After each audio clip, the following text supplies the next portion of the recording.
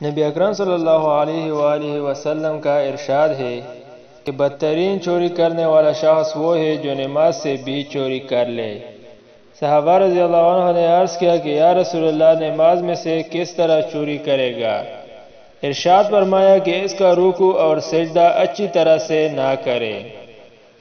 یہ مضمون کئی حدیثوں میں ورد ہوا ہے۔ اول تو چوری خود ہی کس قدر ذلت کی چیز ہے اور چور کو کسی حقارت سے دیکھا جاتا ہے، پھر چوری میں بھی اس حرکت کو بدترین چوری ارشاد فرمایا ہے کہ رکوع سجدہ کو اچھی طرح نہ کرے۔ حضرت ابو درداء رضی اللہ عنہ فرماتے ہیں کہ ایک مرتبہ حضور صلی اللہ علیہ وآلہ وسلم نے آسمان کی طرف نگاہ اٹھائی اور یہ ارشاد فرمایا کہ اس وقت علم دنیا سے اٹھ جانے کا وقت منکشف ہوا ہے۔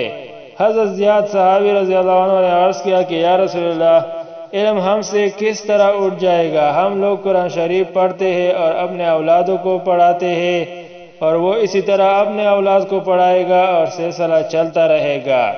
حضور صلی اللہ علیہ وسلم نے فرمایا، میں تو تجھے بڑا سمجھدار خیال کرتا تھا، یہ یہود و نصارہ بھی تو تورات انجیل پڑھاتے ہیں، پھر کیا کرامت ہوا؟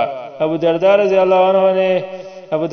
اللہ عنہ کے شاگرد کہتے ہیں کہ میں نے دوسرے صحابی حضرت عباد رضی اللہ عنہ سے جا کر یہ قصہ سنایا۔ انہوں نے فرمایا کہ ابو درداء سچ کہتے ہیں، اور میں بتاؤں کہ سب سے پہلے کیا چیز دنیا سے اٹھے گی؟ سب سے پہلے نماز کا خشوع اٹھ جائے گا۔ تو دیکھے گا کہ بڑی مسجد میں ایک شخص بھی خشوع سے نماز پڑھنے والا نہ ہوگا۔ حضرت حذیفہ رضی اللہ عنہ جو حضور صلی اللہ علیہ وسلم کے رازدار کہلاتے ہیں، وہ بھی فرماتے ہیں کہ سب سے پہلے نماز کا خشوع اٹھ جائے گا۔ ایک حدیث میں آیا ہے کہ اللہ تعالیٰ اس نماز کی طرف توجہ ہی نہیں فرماتے جس میں رکوع سجدہ اچھی طرح نہ کیا جائے۔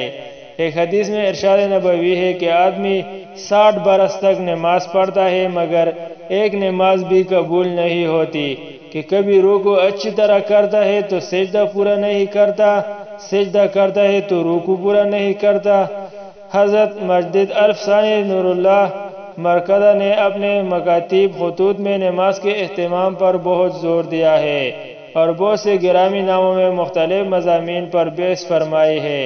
ایک گرامی نامہ میں تحریر فرماتے ہیں کہ سجدہ میں ہاتھوں کی انگلیوں کو ملانے کا اور رکوع میں انگلیوں کو علیحدہ کرنے کا اہتمام بھی ضروری ہے۔ شریعت نے انگلیوں کو ملانے کا کھولنے کا حکم بے فائدہ نہیں فرمایا، یعنی ایسی معمولی آداب کی رعایت بھی ضروری ہے۔ اس سلسلے میں تحریر فرماتے ہیں کہ نماز میں کھڑے ہونے کی حالت میں سجدہ کی جگہ نگاہ جمائی رکھنا اور رکوع کی حالت میں پاؤں پر نگاہ رکھنا اور سجدے میں جا کر ناک پر رکھنا اور بیٹھنے کی حالت میں ہاتھوں پر نگاہ رکھنا نماز میں خشوع پیدا کرتا ہے، اور اس سے نماز میں دل جمعی نصیب ہوتی ہے۔ جب ایسی معمولی آداب میں بھی ہم اتنی فائدے رکھتے ہیں تو بڑے آداب اور سنتوں کی رعایت تم سمجھ لو کہ کس قدر فائدہ بخشے گی۔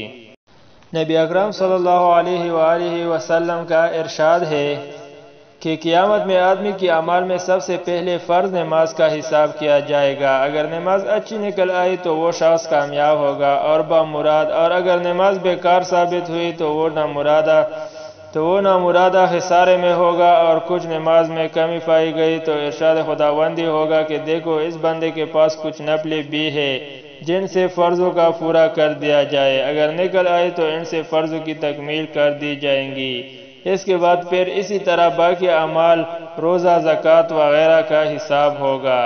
اس حدیث شریف سے معلوم ہوا کہ آدمی کو نفلوں کا ذخیرہ بھی اپنے پاس کافی رکھنا چاہیے۔ اگر فرض نمازوں میں سے کچھ کوتاہی نکلی تو میزان پوری ہو جائے۔ بہت سے لوگ کہہ دیا کرتے ہیں کہ جی ہم سے فرض ہی پوری ہو جائے تو بہت غنیمت ہے، نفل پڑھانا تو بڑے آدمیوں کا کام ہے۔ اس میں شک نہیں ہے کہ فرض ہی اگر پورے ہو جائے تو بہت کافی ہے، لیکن ان کا بالکل پورا ہو جانا کون سا سہل کام ہے کہ ہر چیز بالکل پوری ادا ہو جائے، اور جب تھوڑی بہت کوتاہی ہوتی ہے تو اس کو پورا کرنے کے لیے نفلوں بغیر چارہ کار نہیں۔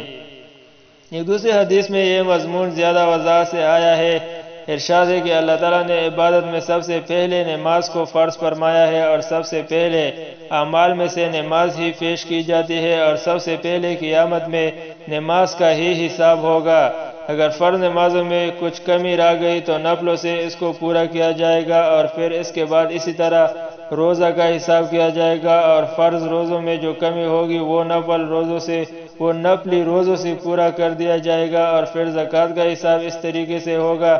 ان سب چیزوں میں نوافل کو ملا کر بھی اگر نیکیوں کا پالا بری ہو گیا تو وہ شخص خوشی خوشی جنت میں داخل ہو جائے گا، ورنہ جہنم میں پھینک دیا جائے گا۔ خود نبی اکرم صلی اللہ علیہ وسلم کا معمول یہی تھا کہ جو شخص مسلمان ہوتا سب سے اول اس کو نماز سکھائی جاتی۔